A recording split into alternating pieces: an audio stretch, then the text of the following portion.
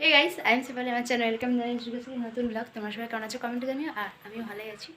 আর এখন কটা বাজে? আমরা যে 9টা 1, আমি উঠেছিলাম 8টার সময়। তো উঠে ব্রাশ করে স্নান করে নিয়েছি, কারণ এখানে ট্যাঙ্কি জল প্রচণ্ড গরম হয়ে যায়, তাই সাদা আদা করে স্নান করে নিয়েছিলাম।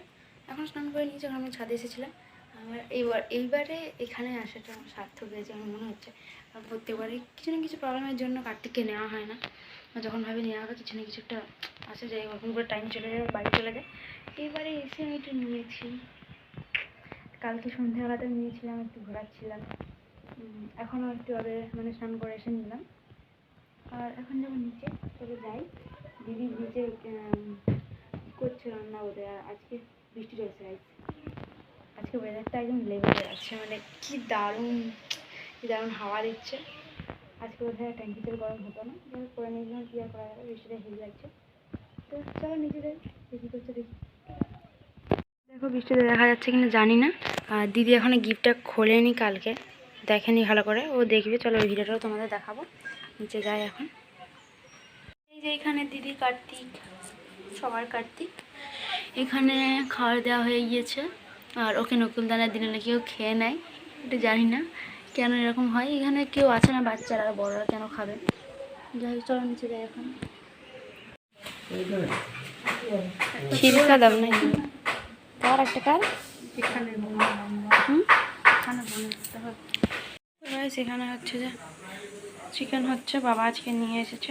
কালকে তোদের বাড়ি থেকে খাওয়ানো হয়েছিল সবাই একসাথে, আজকে আবার এখানে হচ্ছে। তো এখানে একটা রান্না আছে, আর কি আছে জানি না, চলো খাওয়ার সময় দেখানো হবে। বিমাটা কোথায় গেল? বিমা দিবি যা, বিমা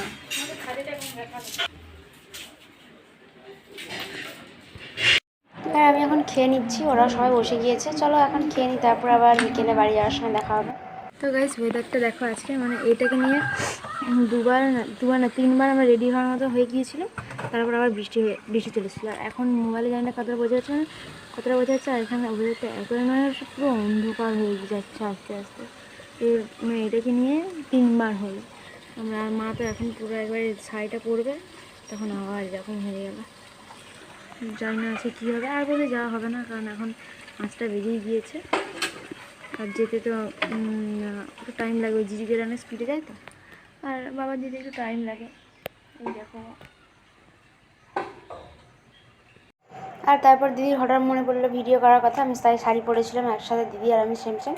কিন্তু দেখো এতটাই বাতাস দিচ্ছিলো, এতটাই ঝড় বৃষ্টি মানে হচ্ছিলো, ভিডিও করা আছে, তাই বললাম আমার একটা করে দে। ওরও করে দিয়েছিলাম আমি, কিন্তু দুজন একসাথে আর করা হলো না।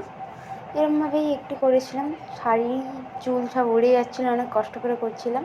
আর এখানে দেখো প্রায় কয়েক ঘন্টা পর কারেন্টটা এসেছিলো, মানে এত সাজলাম কষ্ট করে, কিছুই হলো না ভিডিও করা। দিদির কয়েকটা ভিডিও বানিয়েছিলাম, আর আমি এখানে কথা বলছিলাম, বলতে বলতে হঠাৎ করে চুপ হয়ে গেলাম, কারণ হলো যে ওদের এখানে হরিনাম হবে, তার জন্য গান হচ্ছিলো আর অনেক জোরে হচ্ছিলো, তাই কপিরাইট পড়বে বলে আমি চুপ করে গেলাম। আর কারেন্টটা বারবার ধরে যাচ্ছিলো আসছিলো, তার জন্য ভাবলাম ভিডিওটা আমি এখানে এখনই শেষ করি। আর মানে আজকে ব্লগটা কাল সকালে বাড়ি যাব, তখন আবার তোমাদের সাথে দেখা হবে। এখনই শেষ করে দিচ্ছে তার জন্য, কারণ কারেন্ট আবার থাকবে কি না আমি জানি না। কারেন্ট চলে গেলে আমার আর ভিডিও করা হবে না।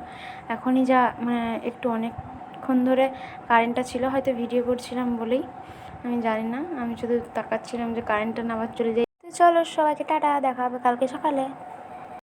তো গাইজ গুড মর্নিং। সকালে উঠে ফ্রেশ হয়ে রেডি হয়ে গিয়েছি। আর এটা দিদি বাড়িতে ছিল আর কি, দিদি নিয়ে এসেছিলো, আমি পরে নিয়েছি কুর্তিটা। আর মা এখন নিচে যাচ্ছে, দিদি এখানেই আছে। তারপর দিদির তো স্নান হয়নি আজকে, অনেক তাড়াতাড়ি স্নান করে নেয়, 8টার আগে করে নেয়, মানে জল গরম হয়ে যায় ট্যাঙ্কি জল তো, তাই। আর এই যে এখানে কার্তিক আছে, ওকে লাস্টবারের মতো দেখালাম আজ, এইবারের মতো আর কি। এখানে দিদি ম্যাগি করেছিল, খেয়ে দিয়ে এখানে আমি একটু লুকিয়ে ভিডিওটা করছিলাম, তো তার জন্য সোজাভাবেই করছিলাম আর কি।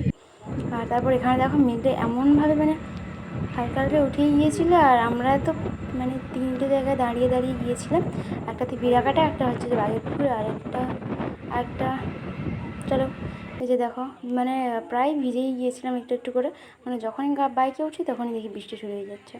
আরেকটা জায়গাতে এই যে চুলগুলো ভিজেই গিয়েছে, এখানে বোঝা যাচ্ছে না বোধহয় ভালো করে, আমি একটু লুকিয়ে ভিডিও করে, অনেক লোক ছিল দাঁড়িয়েছিল তো। আর তো চলো এখন যাই। তারপর দেখো বাড়িতে যে চুলের অবস্থাটা দেখো না, এত হাওয়াতে হাওয়াতে বৃষ্টি পড়ে পড়ে কী অবস্থা হয়েছে। চলো ভিডিওটা কেমন লাগলো কমেন্টে জানাবে, দেখা হবে পরে একটা ব্লগে। সবাইকে টাটা।